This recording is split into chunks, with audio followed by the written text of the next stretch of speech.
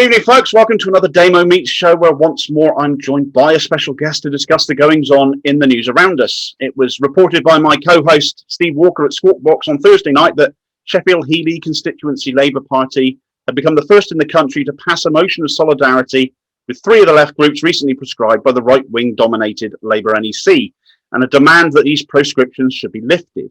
Ordinary rank-and-file members taking on Starmer's diktat and refusing to take it on the chin, a demonstration of solidarity and collectivism versus a leadership that seems bent on division instead of promised unity. Joining me tonight is the man behind the motion and also Sheffield Trade Union Council Secretary Martin Mayer. Martin, how are you? Hello, I'm fine, thanks. Nice to see you and be on your programme today. You're more than welcome. For anybody who hasn't seen the motion, I'm just going to pop it up on the screen a moment and take a look at it. Emergency motion on expulsions. This CLP declares its solidarity with Socialist Appeal, Labour Against the Witch Hunt, and the Labour in Exile network targeted for auto-exclusion. An injury to one is an injury to all. It will not be only the hard-working activists that these organisations provide for the Labour movement that will be removed, but all members who are critical of Starmer's weak opposition. As soon as opposition is noticed, an email from disputes will arrive with no opportunity to appeal. Further, the proposed creation of a star chamber to act as judge and jury for further prescriptions and purges is a shocking and repressive move. It belongs to the dark ages and should have absolutely no place in a modern-day democratic party. This CLP demands that all unjust prescriptions and expulsions are reversed. These attacks on rank-and-file members and party democracy are hampering collective resistance to Tory social cleansing, which continues unabated with more than 128,000 confirmed COVID deaths, harsh trade union suppression and arms sales to Saudi Arabia and Israel. Instead of attacking its own members, the party leadership should be using all its efforts to fight this criminal Tory government on the basis of bold socialist policies. Build council homes, build hospitals, build schools, build an opposition. Very, very difficult to argue with any of that, really, isn't it? It's fair to say this active prescription has appalled a good many Labour members and supporters. It's a completely cynical move, once more against the left, to prescribe left-wing groups as those I've mentioned. Stinks of a stitch-up, an attack on left members, evidence not least of which in my own neck of the woods in Cornwall, with the suspension of Truro and Falmouth Secretary Alex Falconer for belonging to Socialist Appeal. And that happened before the group was prescribed, incidentally, as South West Regional took over their recent AGM. So for those of us sympathetic to this, it's a very welcome result. You must be delighted that this has passed. Well, we worked at it. We've got a strong left membership within Sheffield Heeley and indeed across Sheffield. But we do discuss and make decisions about how we're going to get things through on our local party. And we took a very strong line right from the start about Jeremy Corbyn being suspended and denied whip, the suppression of party democracy that we've seen subsequently. So we've been very concerned about this new right-wing domination of our party, and the attempt now to consolidate that with attacks on the left is really very really very concerning, and indeed makes us very angry and determined to stand up against it, because I think, as you said yourself, Damien, you reported just then that people are already saying, look, an attack on one is an attack on all of us. And, this is just the start. I actually firmly believe this is just the start. So we felt we needed to have this debate in the party. We put this, it was actually adapted from a model motion, Sheffield Labour Left. And we put that and we won it very, very comfortably. Yep. So what aside from, I mean, you mentioned several examples there, such as Jeremy Corbyn's ongoing suspension, which is well overdue being lifted, quite frankly, even under Labour rules. But what prompted you to submit this motion now? Was this a particularly close subject to, or is it just one attack? Well, obviously, it was an emergency motion in direct response to the NEC decision just over a week ago. So which was, of course, billed beforehand. We found out about it, didn't we? We live up in Sheffield, so we weren't going to get down to demonstrate outside party headquarters like some activists did. But we would have been there if we could have been. This is an outrageous attack on the left. I mean, if you take Socialist Appeal, for instance, it's not actually a very big organisation. They've never stood against Labour Party candidates. They've always been the foot soldiers alongside us, campaigning in elections for Labour Party candidates. Their crime appears to be that they're advocating bold socialist policies. And if they're being singled out for that, then I think all of us are at risk of also being attacked. So it's definitely an act of solidarity. Have they gone for these smaller groups thinking that nobody will really notice in order to set a precedent? Well, I think that is the case. I'm quite convinced it's the case. I think the fact that there is a star chamber which can investigate which other groups need to be prescribed means that this is only just the start. And I think there is, a clear decision that the Starmer leadership needs to make now, in the face of all the criticism they've been facing for, abandoning Corbyn's policies, appearing weak, nobody knows what they stand for, performing very badly in the elections, personal ratings being poor. Is he going to listen to what we're advising strongly to do and build a proper opposition and fight the Tories on bold policies? Because the alternative is he carries on as he is and smashes the critics within the party. And I fear that that is what's actually happening, starting with some small groups who they perhaps thought nobody would really bother to stand alongside them, and use that as a precedent for a further attack. So that's what's motivated me to propose this motion. I have to say, most people in our constituency Labour Party meeting might agree. Yeah, I would find myself in agreement with that as well. It's very difficult to disagree with it. If you're going to disagree with it, then you have to ask the question: well, what on earth has Starmer actually done in the 18 months that he's been there? What has he done to actually take the fight to the Tories? And instead of doing that, he has gone along with them, essentially just nipping at their ankles. He has. I mean, the schools issue is particularly a close one to me. And his whole no ifs, no buts, no equivocation line when it came to the reopening of schools, demanding that Boris Johnson did it when he said he did. And now, of course, he's doing it again with double vaccinations. With the double vaccinations and demanding that it's got to be done a week earlier.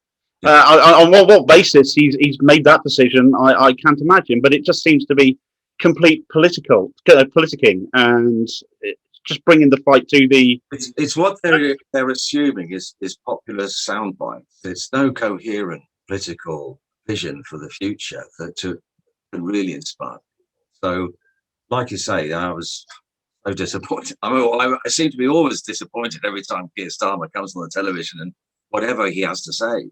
But this latest one is like trying to outdo the Tories in terms of opening up the economy. Yeah. Presumably because he thinks that there's votes to be gained from it. But on the contrary, I think there's an awful lot of people out there who are very, very concerned and angry, actually, about the way the Tories have been so negligent of our safety and putting profit before people. The crisis in this country is enormous. We've got one of the highest death tolls in the world per head of population. Our economy has actually suffered more than many other comparable economies, precisely because of the stop trying to open up the economy too quickly and then having to pull back. And like you say, Keir Starmer going directly against the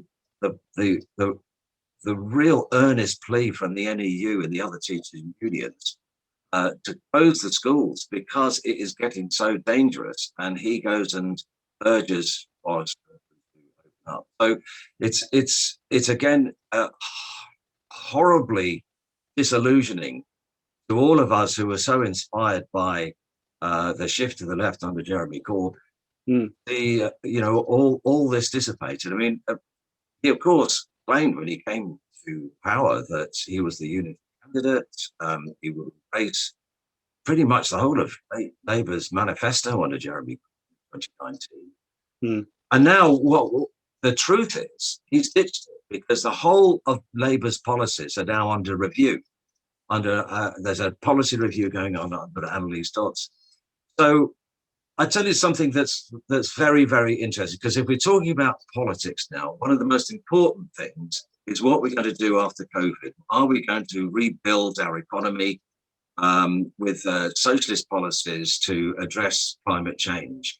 So the Green New Deal ideas and proposals, using public money to invest in green energy, to develop world-class public transport system, to invest in a whole new generation of council houses, things that the trade unions in our 1 million climate jobs are advocating, and which were embraced by Jeremy Corbyn, appear to be off the agenda. And if they're off the agenda, is that because, this smacks of too much, left-wing socialist policies for Keir Starmer? And I think that is the case. And that's why this is really, really very important, because we're not going to win at any future election if we appear to be no different to the Tory party, that we have no solutions to the crisis of inequality in our country, the unfairness, the racism, and the whole issue about climate change. If we have no bold vision, we cannot expect to galvanize working class people to vote. No, I completely concur with that. For those of us on the left who are intensely disappointed with Starmer's tenure, and his tenure has been one of consistent disappointment, of failure to do that job of opposition, of failure to keep the promises on what he was elected on, of far too much agreement with government decisions. The only time he ever seems to show some backbone is when he's attacking the left of his own party. And these proscriptions are simply his latest attack on the left. And still it does not benefit him. Still he lags in the polls. Still his personal polling declines. And still the party's fortunes flounder. Allegedly we're on the point of bankruptcy now.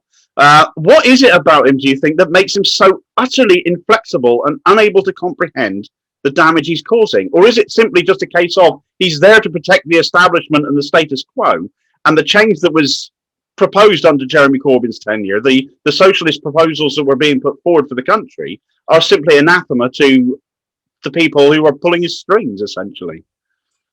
Well, of course, it's very difficult to understand how the right-wingers think. But I think part of it is what you've just said. But there's another aspect to this. I've always had this feeling that weak leaders are the most dangerous of all, because weak leaders are then attempt to show artificial strength in order to disprove the allegation that they're weak. I feel there's an element of that going. That there's a machismo aspect to this, that Starmer feels he needs to show in order to demonstrate that he is a strong leader. But it's self-destructing. I mean, we've all known for decades that the Labour Party relies on the left wingers in the party or its foot soldiers in election campaigns. We're the ones that have got enthusiasm. We're the ones that bring debate into the party and create new ideas and stimulate new policies. To attack us is to self-destruct.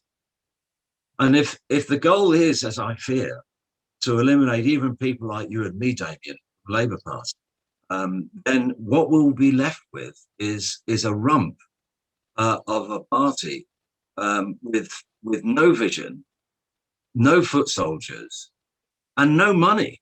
Yeah. And indeed, already the Labour Party is facing quite a financial crisis because of the numbers of left-wingers who've already left the party.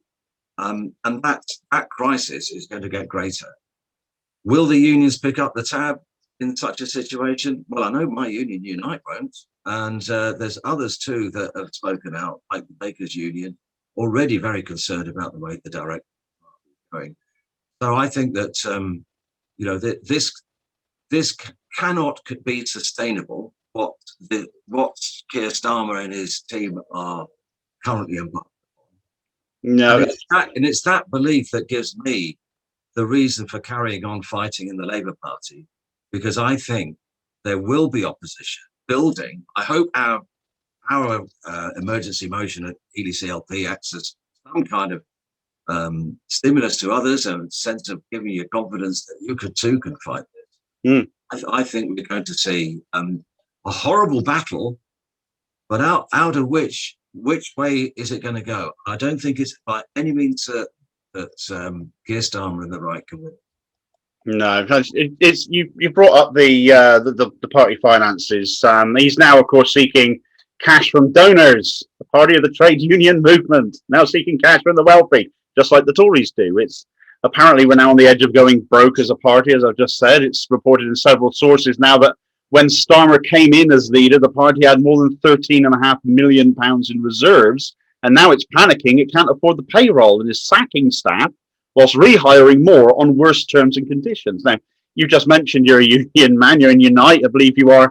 Yeah, you are like me, a Unite member, and of course you're involved in Sheffield's own localised version of the TUC as Secretary of Sheffield Trades Council. It hardly seems the move of a man in acceptance of the mistakes he's made that he is turning away from the unions, away from the warnings they've given him. I mean, finances from our union, Unite, have already been withdrawn to an extent. The GMB have done the same, pulled it entirely in London. The Bakers Union have looked at disaffiliation, and now we're looking at Labour moving towards private backers. He's rejecting the principles the party were founded on to represent and protect workers, and is treating staff like a bad employer.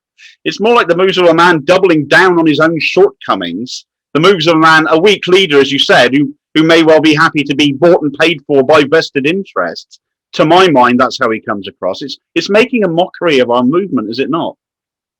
Well, you're absolutely right. And as I say, I just don't think this is sustainable. I mean, we're supposed to be trying to win back those Labour voters, certainly working class voters, who switched to the Tories quite shockingly in such large numbers in the last election. Now, why did they do that? Well, I think Brexit had a huge factor. I think the media onslaught against Jeremy Corbyn personally also had another factor. But in terms of the policies of Labour, there's very little evidence that working class people were turning away from them. And of course, what happens is in elections, everything gets simplified and dumbed down. And the Tories basically got in on the basis of carrying out promises with Brexit. They didn't offer much apart from warm words in terms of what they delivered to the working class people. And I think there's the key really, is that if we have the bold socialist vision of new council homes, world-class bus service, more work rights at work, better jobs, green jobs, we've got a vision which could pick those people back. And if that vision is lacking, then we're going to see, Tory governments stay in power for quite a long time. And that is not sustainable in the Labour Party either, because we actually do get rid of leaders who lose elections. Keir Starmer is not going to escape that. In fact, I think he's already very, very nearly at the end of his tenure, because even some of the right are upset with his lackluster. So let's keep on fighting. Let's stay in the Labour Party and keep on fighting. There's everything to play for. And I know that we are on the side of, I was going to say the side of the right. I mean, it's the righteous. No, we are right. Indeed. We're left. But yeah, as you say, the Corbyn policies were popular, but they were demonised by the media, which is predominantly right-wing. If Corbyn, for instance, had planned to sack 90 staff because Labour's going broke, and then rehired 60 more on worse T's and C's, you can guarantee that the BBC would be running this as an on-the-hour headline, and all the newspapers would be hammering him. But Starmer is absolutely nothing. And the question of his electability does come into it, because when he's effectively abandoned all of the policies that came before, that were popular, that remain popular, people want cheaper water, electric and gas bills that they would get through renationalisation. They want better bus connections. I know this is something very close to your heart as a former bus driver. And they want better terms and conditions in their work. These are not big asks, but you're not going to get them under Starmer because he's taken them all off the table and replaced them with absolute nothing. And this, of course, then threatens his electability. We had, I think, 5 by-elections the other night came through. One of them was in Bassett Law, John Mann's old seat. And Labour lost nearly 50% of the available vote, not just their own vote, the available vote full stop. They dropped something like 47 points. This is not the sign of a man who is in any way electable. In Batley and Spen, which was the last quite high-profile election that Labour fought, I believe it's only the fact the Green Party dropped out that Labour managed to cling on. A majority of 323, when 2 years ago, 2019, as bad an election as that was, Labour won 10 times that amount of vote. He's killing the party with his bland nothingness, is he not? And the worry is that if people feel intimidated by these threats of suspensions, be quiet, then this will only continue, and he'll carry on in the same old way. And we have had to confront that. I have to admit that there have been people across Sheffield, not just CLP, who agree with what we're saying, but believe that perhaps the best is to keep the head down and the other way. And that is, I think, a big mistake. So I'm appealing to people to speak out. Don't be afraid. Don't let yourself be afraid. Don't let yourself be intimidated. We must demand that Labour remains a democratic party that has a welcome home for people like us on the left, who want to see change, who want to do good for our society, who want to fight for something better, fairer for ordinary people. And if we lose that confidence, if we lose that faith in our ability to fight, then I don't think there's any point saying that. But I think at the moment I'm asking people not to leave. Don't leave in disillusionment. Get involved. Fight. There's everything to fight for. I don't believe that Keir Starmer is going to be here forever. In fact, his tenure might be much shorter than lots of people think. And I think if there is an election for Labour leader, somebody from the left will stand. I hope we can find a good candidate, and I hope we can find, that leads to some rebuilding of confidence in the left, a good solid vote for a left candidate, and hopefully let's return to the sort of vision that Jeremy Corbyn gave us, because wasn't that so inspiring to see a Labour Party for once, not one that we were getting disappointed with, but one that we were so happy to see putting forward bold as I said before, there's no evidence that ordinary people were dismissing those policies as being, ridiculous, I don't like them, they're against my interest.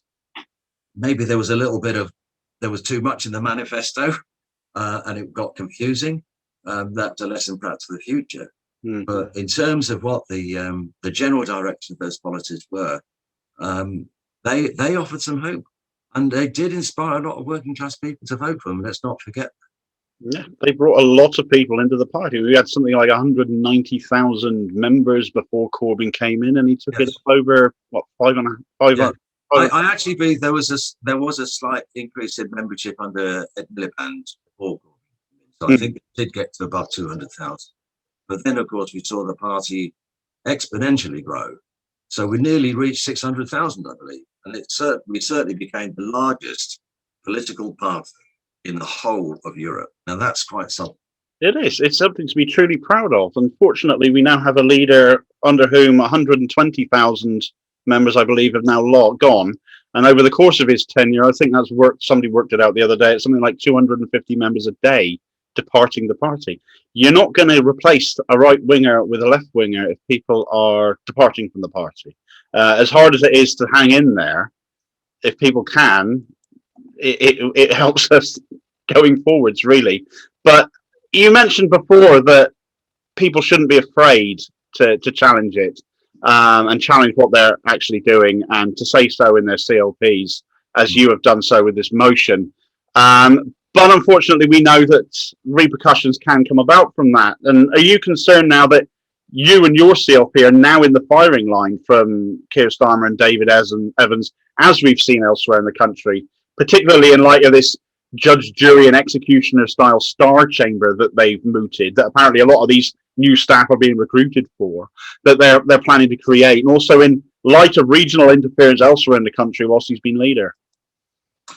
Well, I think if people like me end up being suspended or expelled from the party for the very reasonable and measured approach that I've taken and the reasoned way in which I've explained it, then I think an awful lot of quite verified in Sheffield. I'm well known in Sheffield. I think I'm well respected. Not everybody agrees with me, but I think they hold me in high regard in terms of being fair and reasonable and expressing myself in a proper manner without insulting and attacking unnecessarily. So, then there's other people like me that are standing up. I mean, look, John McDonnell has spoken out against these prescriptions. Is he going to be suspended? Ian Hodson from the Bakers Union has spoken out. Owen Jones has spoken out. Unite has made an extremely important statement. It actually was issued before the NEC decision, but warning against making that decision. So look, there's a lot of people, mainstream, left-wing, respectable, if you understand my meaning of that word, of course. Who are appalled and who are speaking out. And if they come for us, then there's going to be a big war in this party, and he will not win that. He will not win that. Yeah. No, I'd like to see more of it, if I'm honest. So a lot more of these the outspokenness against what he's doing. There seems to be a lot of sitting on hands for my money. He seems to be getting away.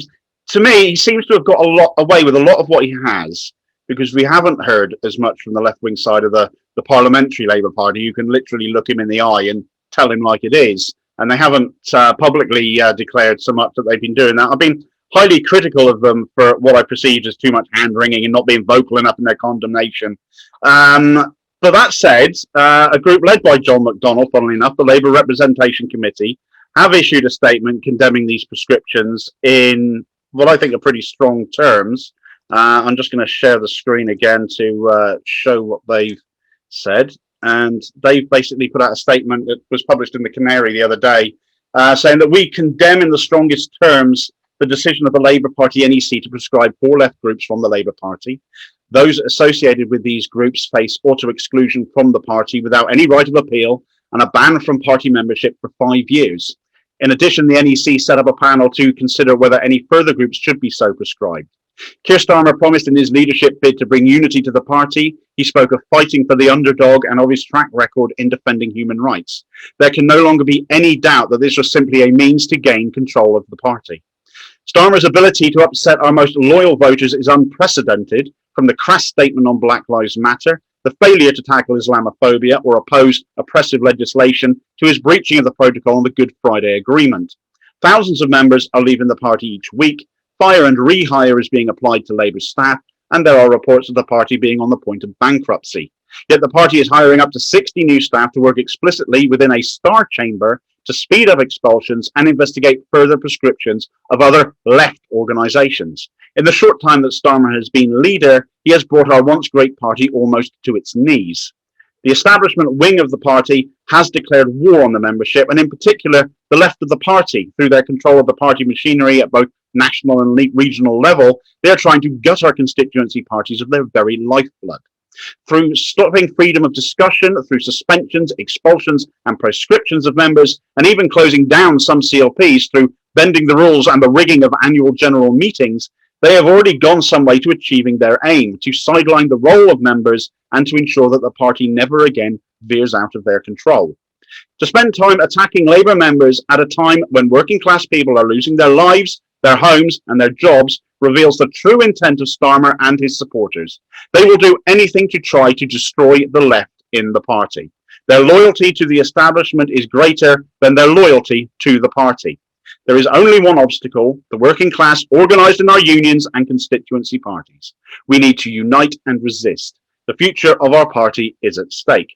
That's why the LRC is part of Defend the Left and is working to get trade union branches and local Labour lefts to sign up to it. This is already the thick end of the wedge. No one who defends socialist ideas is safe unless we act together. It's pretty strong terms, to be quite honest with you, from from McDonnell and Co. Does it give you some hope for a bit of fight back now, particularly as Starmer has managed to stoke anger amongst members, in addition to the examples mentioned here, by failing to show solidarity in recent days with the likes of Dawn Butler and just yesterday with Upsana Begum? Yeah, absolutely. I mean, this is a very good statement, and I hadn't actually seen it until today, but I would endorse entirely the sentiments of that. And there's something else I want to say too. It's not just banning the or organisations. It's the way in which it's been done. It's the prescription, the bans and prescriptions. We never wanted to go back to those days, did we? When it was the McCarthy period and elimination of anybody who had any sense of connection with Marxism and communism, and we've come back round full circle to that, and the undemocratic way in which this will happen. So any supposed association they can establish between you and groups will be enough for you to receive an auto exclusion letter. There won't be any explanation of what the evidence is, and there won't be any right of appeal. Now that has no place in a democratic party. The suppression of democracy, the ruling out of order, perfectly legitimate motions, concern about decisions the party's been making, the closing down of parties, the use of regional officers to come and dominate AGMs and dictate how decisions are made.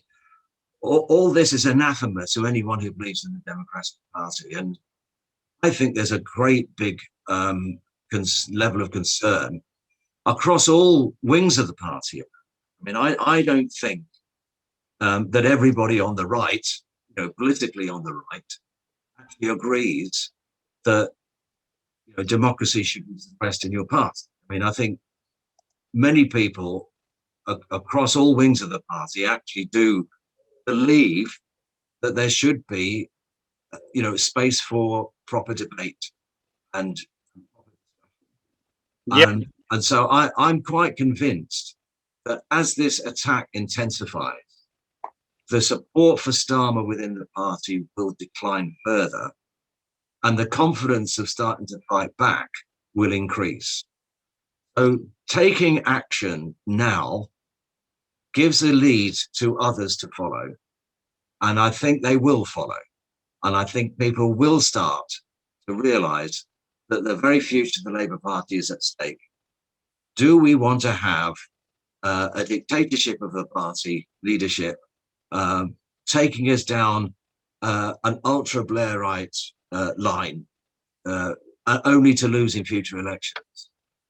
It's a failed strategy, it's unacceptable, and we can't allow it. And I'd just like to remind people, Damien, that for all that the right wing seem to, love the legacy of Tony Blair, let's just remember he got that landslide in 1997 after one of the most corrupt and right-wing Tory governments of all time. So even the right-wing press switched to support Labour. But we subsequently, in every single election after that, lost votes dramatically until we got to 2010, where we had nothing left to say, and we lost the election to Tories.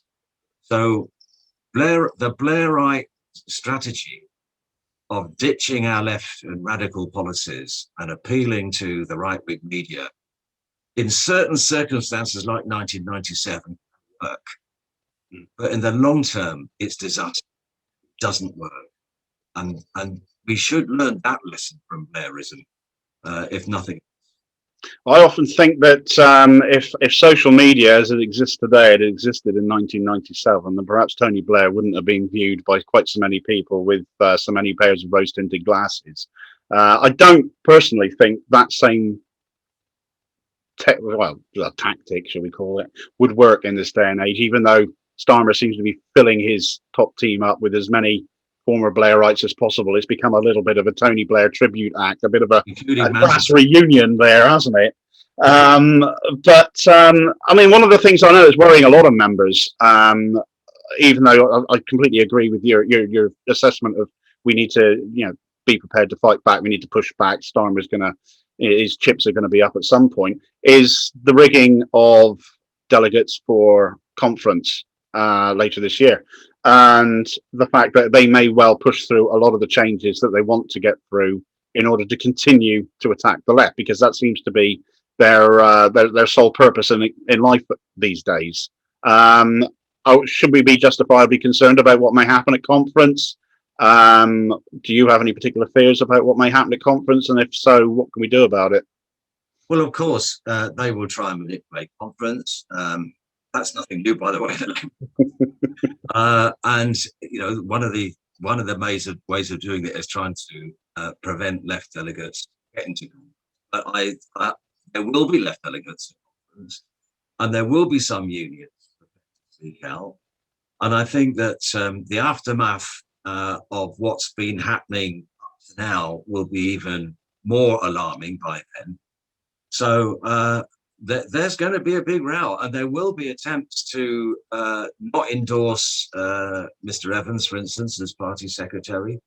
There are rule changes being proposed, including from Heeley CLP, about party democracy. They will get onto the order paper, and we'll have to see. I think we've got everything to play for, even with all their shenanigans. But we fight. We sometimes don't always win, but if we don't fight, we will surely lose. Bob Crow, legendary words. You mentioned that rule change. Do you want to talk a little bit more about that? That what your CLP is proposing, given you seem quite a fighting, combative CLP at the moment. What have you got? Well, fighting. I think standing up for what's right is the way of describing it, and the rule change is to correct a huge anomaly that's always existed in the Labour Party. Is that the Parliamentary Labour Party is unaccountable party. So the rule change requires the PLP to be answerable. The parliamentary, acronyms here, Parliamentary Labour Party, I think we all understand. Yeah. Accountable to Labour Party conference. The NEC has to produce a report to conference, but the PLP doesn't. And we think that that's something which would improve accountability and democracy. Had we had this when the PLP declared war on Jeremy Corbyn, and went for the chicken back in 2016, then maybe they would have been answerable to the Labour Party conference, and with the kind of sentiment of the party conference, we might have seen some action against the PLP. So we think this is quite an important improvement in party democracy and accountability. We're keen to push. We're pleased to see that it's past the initial stage of being passed by the Constitutional Amendment Arrangements Committee, CAC. So I think we're on course to getting that on the order.